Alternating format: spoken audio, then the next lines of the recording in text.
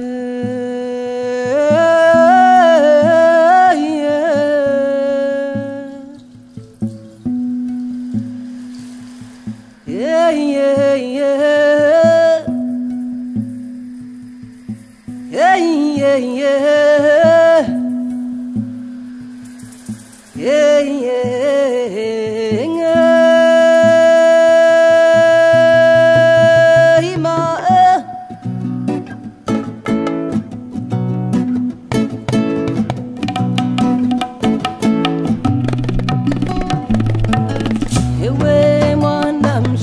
je suis Clément Befouta, le président de l'association des victimes des crimes de régime de Hissène Habré et en étant moi-même victime.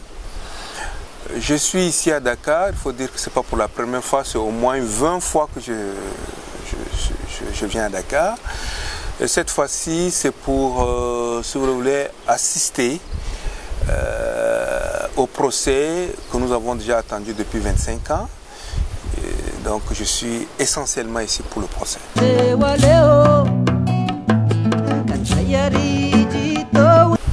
Mais vous savez, Hissène Habré a gouverné le Tchad de 82 à 90. Et pendant ces 8 ans de règne, Hissène Habré a plongé, s'il faut le dire, le Tchad dans un climat de terreur, dans une ombre assez lugubre, et il faut dire que derrière lui, il a laissé, n'est-ce pas, le Tchad, un Tchad endeuillé. Un Tchad, n'est-ce pas, où il y a plein de veuves, des orphelins, des rescapés, des joueurs, n'est-ce pas, de sa machine de répression.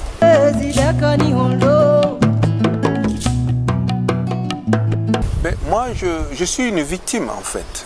J'ai été arrêté le 12 juillet 1985 pendant que j'étais étudiant en première année de lettres modernes à l'université de N'Djamena.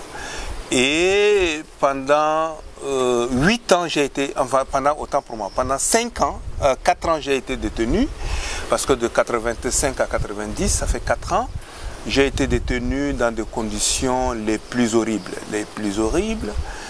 Et j'ai été en même temps été obligé d'être le fossoyeur, donc j'enterrais tous ceux-là qui mouraient en prison, mes collègues victimes qui mouraient en prison, parce qu'il leur a manqué une petite nivaquine, une petite aspirine, il leur a manqué, n'est-ce pas, juste une poignée de riz. C'est les conditions les plus inhumaines que j'ai vues dans ma vie.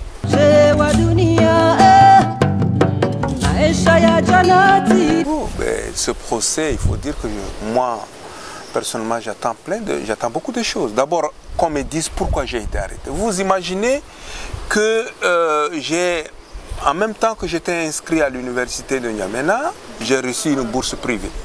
Et cette bourse privée devait me conduire en Allemagne pour des études universitaires. Est-ce que avoir bénéficié d'une bourse constitue, n'est-ce pas, un crime? Ou alors, ça pouvait déranger la gestion, n'est-ce pas, d'un pays? Donc, à cause de ça, j'ai été arrêté. J'ai été, n'est-ce pas, détenu pendant 4 bonnes années où j'ai vu le pire. J'en suis sorti complètement brisé, intellectuellement inapte, physiquement malade, parce que depuis lors, je n'ai reçu aucun soin adéquat qui puisse, n'est-ce pas, me permettre de vivre cette dignité que j'ai perdue. Parce qu'enfin, je suis un homme brisé, complètement brisé. Donc, je me dis que de ce procès, j'attends beaucoup de choses.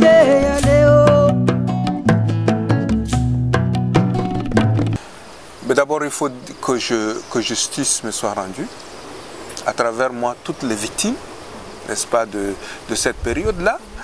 Et il faut aussi dire que il faut que je sois réhabilité, je sois dédommagé, n'est-ce pas, pour tout ce que j'ai subi. Même si on me donnait 1 milliard, ça ne va pas satisfaire tout ce que j'ai subi. Parce que la valeur d'un homme, la dignité d'un homme ne se mesure pas en argent.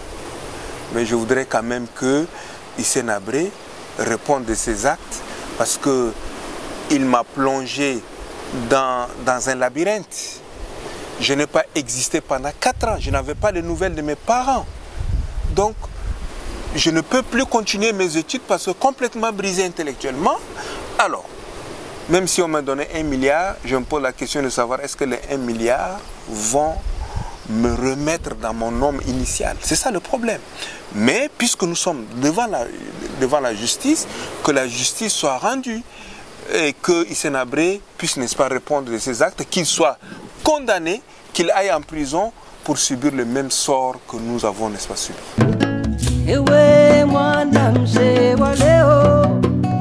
C'est d'abord le mépris. Le mépris. Dites-vous bien que quand Hissène Habré est parti, il a laissé des hommes, des gens qui ont travaillé dans la machine de répression. Ceux-là nous ont mis dans une insécurité totale parce qu'ils étaient encore en poste de commandement. C'est eux les gouverneurs, c'est eux les gendarmes, c'est eux les commandants de brigade, c'est eux les généraux. Donc, ne voulant pas que ce procès aboutisse, ils nous ont mis dans une situation d'insécurité totale. Et il faut dire que Hissène Habré était un chef d'État, c'est un ancien chef d'État. Il y a le club des chefs d'État. Et puisque je suis ici à Dakar, vous savez, sous Wade nous a menés en bourrique pendant 12 ans. Pendant 12 ans. Nous avons fait du surplace sous Wade pendant 12 ans. Et ce qui fait qu'aujourd'hui, nous comptabilisons, n'est-ce pas, 25 ans de patience, 25 ans de sacrifice. Et aujourd'hui, avec Macky Sall, le procès a démarré. Donc, il faut dire que nous avons vu, n'est-ce pas, toutes les peines, les difficultés politiques, les difficultés sécuritaires, les difficultés matérielles. Donc, tout cela nous a galvanisés. Et le jour au jour, nous sommes devenus forts et aujourd'hui, c'est nous qui sommes forts et Hissène Habré petit.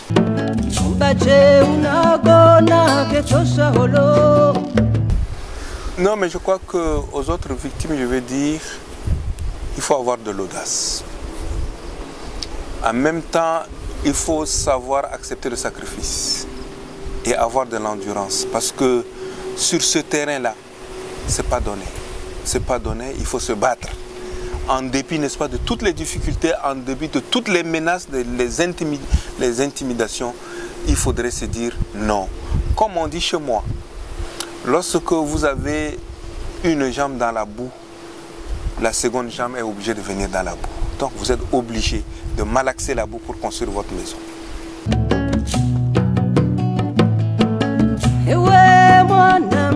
Non, je me dis que c'est pour moi des impressions de satisfaction. Parce que personne, même Habré lui-même ne savait pas que nous allons arriver là. Personne. Hissène Habré, vous ne vous imaginez pas que Hissène Habré a régné au Tchad comme Dieu. Parce qu'il pouvait décider du sort de qui il veut, quand il veut et à son bon plaisir. Donc, Hissène Habré, ce lion-là, ce type-là qui a régné au Tchad comme un Dieu aujourd'hui, devant la barre, est devenu comme un poussin qu'on transporte. Mais c'est imaginable. À un seul instant, moi, je ne peux pas imaginer que Habré soit réduit comme ça. Moi, je crois que Habré,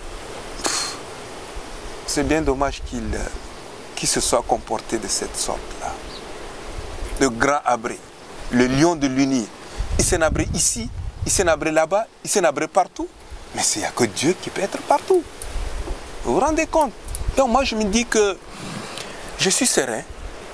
Je suis serein dans la mesure où pendant 25 ans, nous avons, avec les associations nationales, internationales qui nous ont accompagnés, nous avons des preuves et des preuves irréfutables.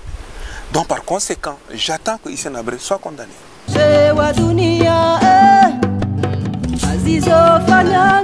Ben, un message, il faut dire que ce procès, mon vœu et mes attentes, mon message à l'endroit des chefs d'État africains, que ce procès leur serve, n'est-ce pas, d'école. Que ce procès soit pédagogique. Qu'on ne se lève pas un des 4 matins, qu'on tue, qu'on viole, qu'on pille les caisses, qu'on mette, n'est-ce pas, un pays à 100 Non. Ça, je crois que notre slogan, c'est plus jamais cela. Et que ce chef d'État sache que malgré le temps, malgré les années, ils rencontreront la justice sur leur chemin et ils vont rendre compte de leur gestion.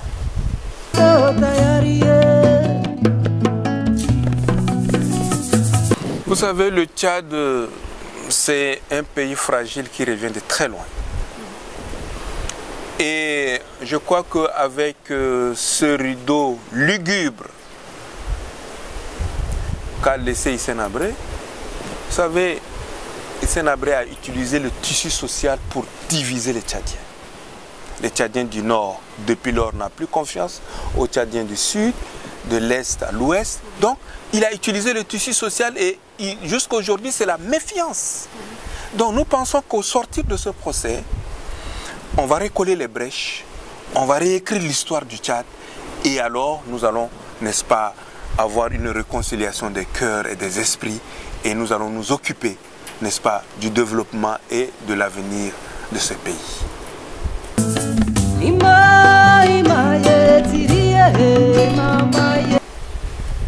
Personnellement, je me dis que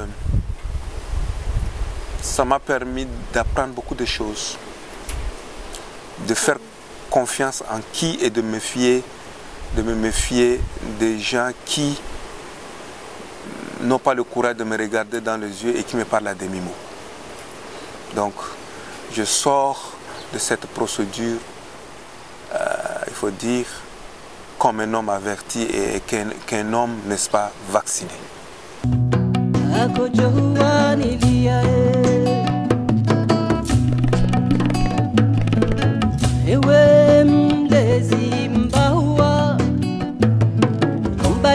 Una gona que tosha holo